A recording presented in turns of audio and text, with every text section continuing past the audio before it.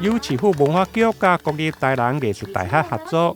对南瀛显影到传统的声音2.0计划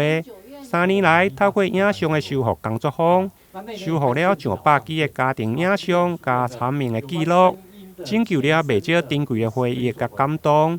今年虽然遇到疫情，不过活动计划仍然出动和莫妮卡的宣传车，深入东山、白河甲玉井登山区，得到袂歹的回响。转动的1.0、2.0，大概就是这2年多的时间的计划。那前面其实有一个南瀛的显影的计划，那其实这样子加一加，就快4年的时间。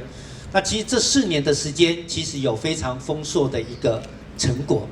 那其实这个计划刚开始就是说啊，我们传统的这种类比式胶卷的这种所谓的录影带，即将在2025年，它就是它的材质上的寿命就到期了。所以当时候其实就是景教授就特别提醒说这一件事情，那要赶快来提醒我们的民众，你自己家里自己收藏了很多的这种家庭的录影带，那可能就是摆在架子上面，可能花没了，可能脆化了等等，有这些问题。那希望提醒大家赶快把它找出来。那我想这也是长期以来南医大在这方面的一个专业，所以希望透过南医大的专业，然后来协助民众开工作坊，然后协助大家做修复、保存，甚至把它转成数位档，那保存自己的一些家族的一些记忆。活动对今年10月起跑，到目前进入尾声。3号下午特别转来到大南门城放送局来举办新歌发表，现场邀请传统的家庭相簿、甲影像修复工作坊的受访者甲参加者来分享。而且今年的活动更加入声音的元素，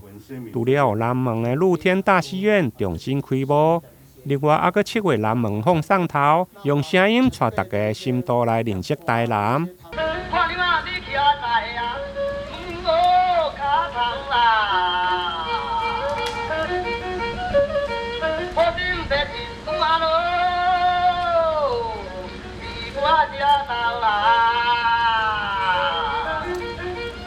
8月15日是中秋日，这个千金小姐抛手机。讲这个手球抛落这个梦情的手，嘿，因定拍赶不收留啊！